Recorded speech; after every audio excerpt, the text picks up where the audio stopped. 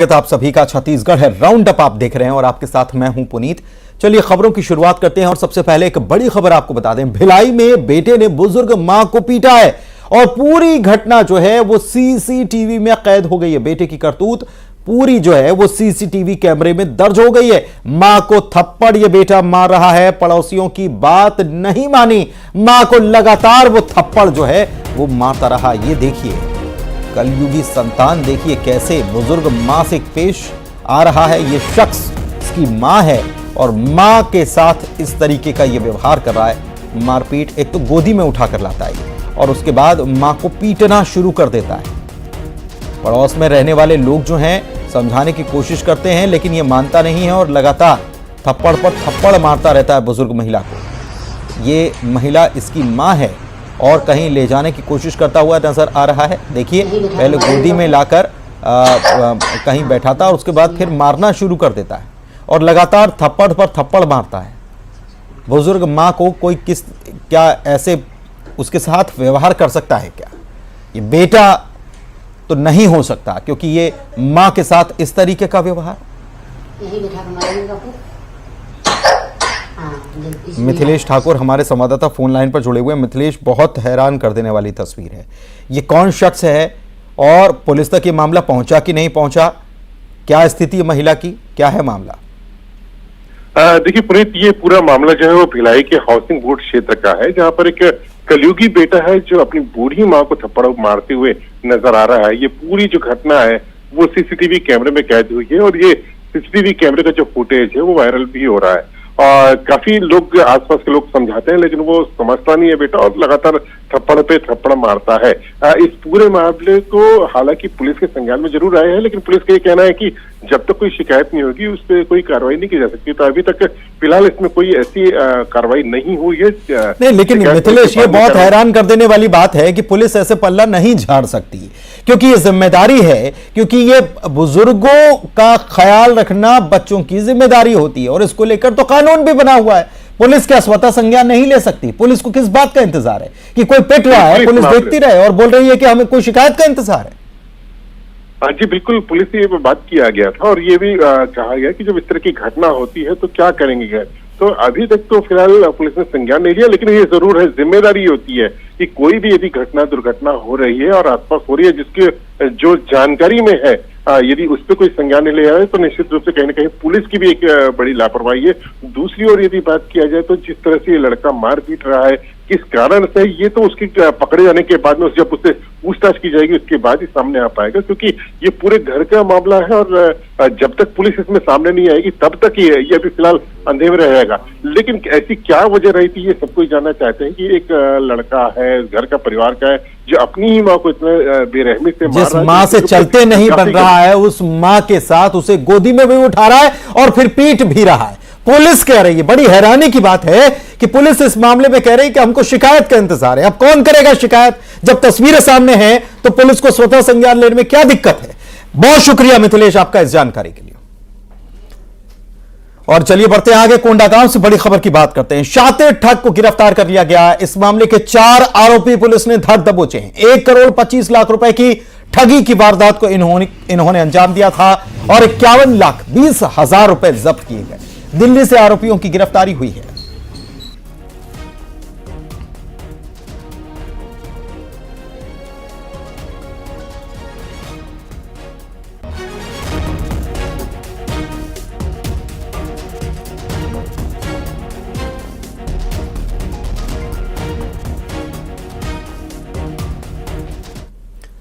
और वहीं राजधानी रायपुर से बड़ी खबर आपको बता रहे हैं। नशे के खिलाफ बड़ा एक्शन लिया गया और 2 क्विंटल गांजा बरामद किया गया है। 23 पेटी प्रतिबंधित नशीली सिरप भी जब्त की गई है और इसके साथ ही 2 तस्करों को भी गिरफ्तार किया गया है। तो कितनी बड़ी मात्रा में यह नशे की एक पूरी खेप को पकड़ा गया है। 23 पेटी प्रतिबंधित नशीली सिरप है, इसे भी पकड़ा गया है और 2 तस्कर भी पुलिस की गिरफ्त में आए हैं। तो बहुत बड़ी कार्रवाई यहां पर देखने को मिली। नशे के खिलाफ बेहद बड़ी कार्रवाई। 2 क्विंटल गांजे के साथ साथ 23 पेटी प्रतिबंधित नशीली सिरप जब्त की गई। और बिलासपुर से खबर है जहां पर रफ्तार ने जान ले ली। हाईवा की चपेट में बाइक आई और बाइक सवार की दर्दनाक मौत इस हादसे में हुई है। हाईवा चालक मौके से घटना के बाद फरार हो गया। तेज रफ्तार लगातार जो है वो कैसे लोगों की जान ले रही है छत्तीसगढ़ में। वैसे भी छत्तीसगढ़ के अगर आंकड़ों को देखा जाए तो छत्तीसगढ़ इन मामलों में नंबर 1 बना हुआ है। और यहां एक बार फिर से एक युवक की जान चली गई हाईवा के चलते।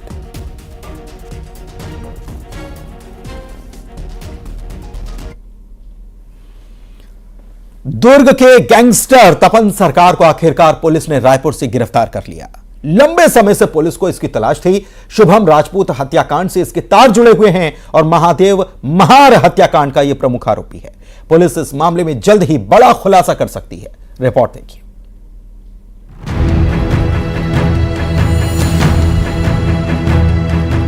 दुर्ग का गैंगस्टर तपन सरकार पकड़ा गया। इसे भिलाई पुलिस ने रायपुर से गिरफ्तार किया है। पुलिस को दुर्ग के 1 साल पुराने मर्डर केस में इसकी तलाश थी। आरोप है कि भिलाई में शुभम नाम के एक शख्स की हत्या तपन के इशारे पर हुई थी। तपन लगभग 17 साल तक जेल में रह चुका है।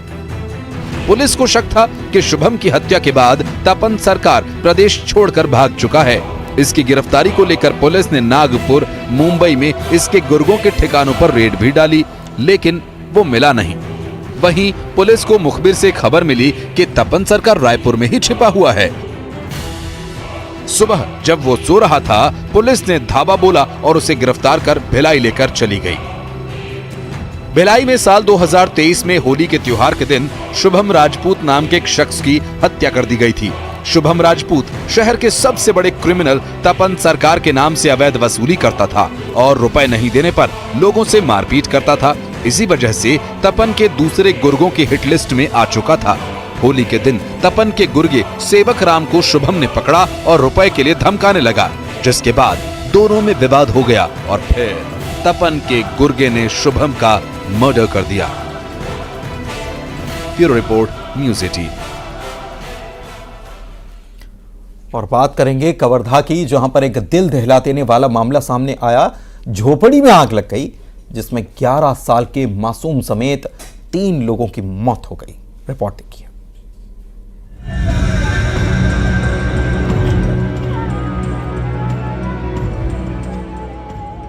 छत्तीसगढ़ के कवर्धा में दर्दनाक हादसा हो गया। यहां एक झोपड़ी में आग लग गई जिसमें 11 साल के बच्चे सहित 3 लोगों की जिंदा जलकर मौत हो गई। घटना के बाद इलाके में हड़कंप मच गया। आग लगने के बाद पुलिस को खबर दी गई। मौके पर पहुंची पुलिस घटनास्थल का जायजा लेने के बाद शवों को पोस्टमार्टम के लिए भेजा गया। आग लगने की यह घटना कुकदूर के नागा डबरा गांव की है। यहां बस्ती में रात में माता पिता और मासूम जिस झोपड़ी में सो रहे थे, अचानक आग लग गई, जिसके बाद इनकी झुलसने की वजह से मौत हो गई। सुबह जब गांव वालों ने झोपड़ी की हालत देखी तो सभी हैरान रह गए। सब कुछ जलकर स्वाहा हो चुका था। वहीं तीनों के शव भी झुलसी हुई हालत में पड़े हुए थे। फिलहाल पुलिस पूरे मामले की जांच कर रही है। Bureau report, news 18।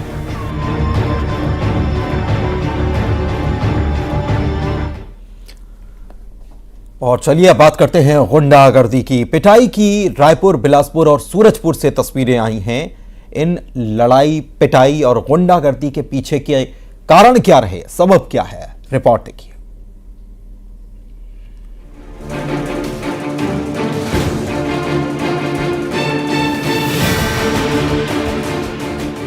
Raipur airport पर मारपीट की घटना अब आम हो चुकी है। आए दिन टैक्सी ड्राइवर और संचालकों के लोग मारपीट की घटना को अंजाम देते हैं। यहाँ 2 टैक्सी ड्राइवर्स में जमकर मारपीट हुई। इसमें टैक्सी संचालन करने वाले कर्मचारी भी शामिल हो गए। दोनों तरफ से जमकर लात घूंसे चले। नौबत ये आ गई कि मामला थाने पहुंच गया और दोनों पक्षों ने शिकायत दर्ज कराई। फिलहाल पुलिस जांच कर रही है। कल माना एयरपोर्ट पर रात के समय 2 टैक्सी चालक आपस में भिड़ गए। किसी बात पे इनका विवाद था, उसको लेकर इन दोनों पक्षों के बीच में मारपीट हुई। दोनों ने ही पुलिस थाने में एक दूसरे के खिलाफ में रिपोर्ट दर्ज कराई है। पुलिस ने मामला पंजीबद्ध किया है इनके खिलाफ में और दोनों पक्षों में गिरफ्तारी कर ली गई है। कुछ और मामले भी हैं क्या? वहीं बिलासपुर में जमकर गुंडागर्दी हुई, जहां एक बेकरी दुकानदार से मारपीट की गई। बताया जा रहा है कि दुकान के सामने से गाड़ी हटाने को लेकर हुए विवाद में युवकों ने दुकान में घुसकर दुकानदार को पीट दिया। मामला सिविल लाइन थाना क्षेत्र के राजीव चौक का बताया जा रहा है।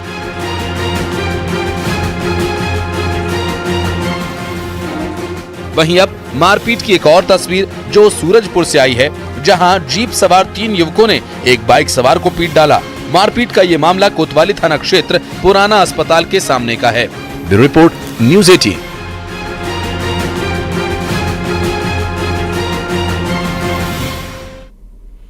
चलिए बात करेंगे बिलासपुर की, जहां पर एक ट्रक ड्राइवर ने हाईवे पर ऐसा जाम लगाया कि घंटों तक लोग उसी में फंसे रहे। दरअसल हाईवे पर वसूली से परेशान होकर ट्रक ड्राइवर जो है उसने चक्का जाम कर दिया। इसकी वजह से 5 किलोमीटर दूर तक वाहनों की लंबी कतार लग गई। देखते ही देखते लोगों की भीड़ इकट्ठी हो गई और मौके पर बवाल होने लगा। जैसे इसकी खबर पुलिस को मिली तो तत्काल पुलिस बल मौके पर पहुंचा और ड्राइवर को समझाने की कोशिश की गई। ड्राइवर नहीं माना, तब पुलिस अधिकारी मौके पर पहुंचे और ड्राइवर को समझाइश देकर मौके से रवाना किया गया।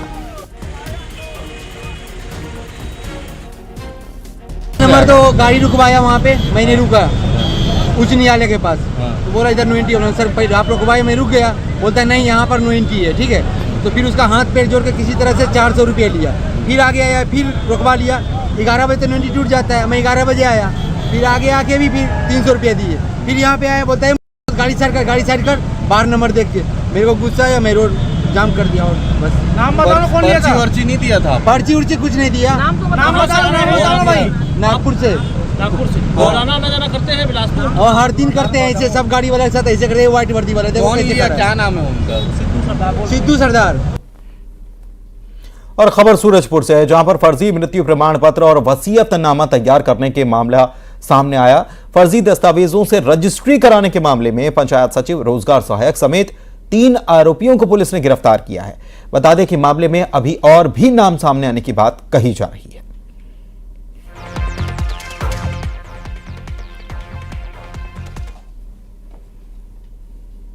जो षड्यंत्र करके जो फर्जीवाड़ा किया गया था, उनके 3 आरोपियों को गिरफ्तार किया गया है, जिसमें आरोपी पारस राजवाड़े जो पंचायत सचिव था, लोकनाथ राजवाड़े जो रोजगार सहायक था, तथा रामवृष जो प्रार्थी का चचेरा भाई था, जिसने अपने नाम में जमीन निष्पादित कराया था। उन्हें गिरफ्तार करके आज माननीय न्यायालय पेश किया जा रहा है तथा इस पूरे मामले में, इस षड्यंत्र में तथा और भी जो लोग इन्वॉल्व हैं, उनकी अभी विवेचना की जा रही है।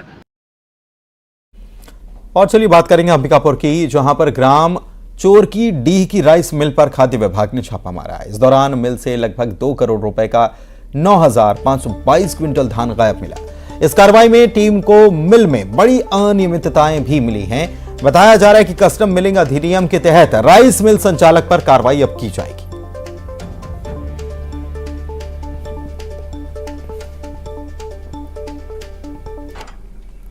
राइस मिलर द्वारा किसानों को धान बेचा जा रहा है राइस मिल से, तो हमने वहाँ पे फिजिकल वेरिफिकेशन किया। फिजिकल वेरिफिकेशन में हमने पाया कि राइस मिलर ने 17,000 कुंटल धान का उठाव किया था।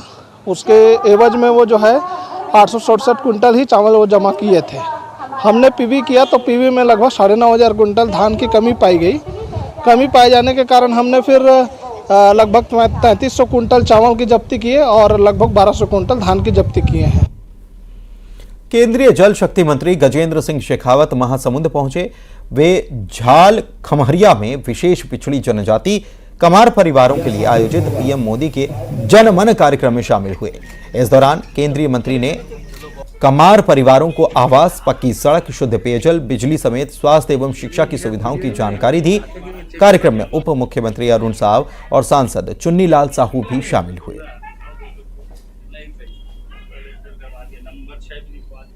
माननीय प्रधानमंत्री जी के साथ चर्चा के समय ये बात ध्यान में आती है कि देश के लाखों ऐसे परिवारों को, गरीब परिवारों को आवास की सुविधा, शौचालय की सुविधा, बिजली की सुविधा, कौशल विकास की सुविधा और उन्नत आजीविका मिल सके, इस दृष्टिकोण से प्रशिक्षण, इस तरह की विभिन्न योजनाओं का लाभ बहुत शीघ्रता के साथ में मिल रहा है। आज महासमुंद जिले के भी हमारे ऐसे पिछड़े आदिवासी बंधुओं को, परिवारों को अनेक सहायता, अनेक तरह की सुविधाएं और योजनाओं का लाभ मिला है। माननीय प्रधानमंत्री जी का ये संकल्प कि सामान्य मानवीय के जीवन में परिवर्तन ला करके ही हम देश को विकसित बना सकते हैं, ये संकल्प आज देश भर में सिद्ध होता हुआ प्रतीत होता है। विश्व प्रसिद्ध बस्तर दशहरे में होने वाले खास रस्म मुरिया दरबार इस बार दिल्ली की झांकी में प्रदर्शित की जाएगी। 75 दिनों तक चलने वाले बस्तर दशहरे में रियासत काल से ये चली आ रही है परंपरा, जिसे आज भी निभाया जाता है। और इस पर्व के खास रस्म को दिल्ली में होने वाली 26 जनवरी को देश दुनिया जो परेड होगी और इसमें झांकियां जो निकलेंगी, तब देश दुनिया भी इसे देखने जा रही है।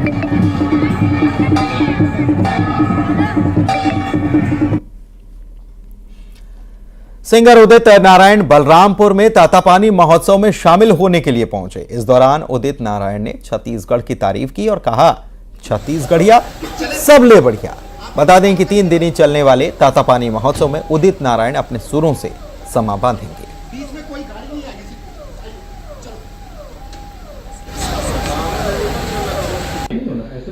तातापानी महोत्सव में आने का सौभाग्य प्राप्त हुआ। बहुत खुश हूं। मैं मंत्री जी, कलेक्टर साहब, डीएम साहब और इस महोत्सव से जुड़े हुए तमाम ऑफिसर्स, तमाम लोगों को, सरकार को मैं धन्यवाद देता हूं कि आप सब लोगों ने मुझे यहां आने का सौभाग्य दिया। और आइए अब नजर डालते हैं खबरों के 2020 पर।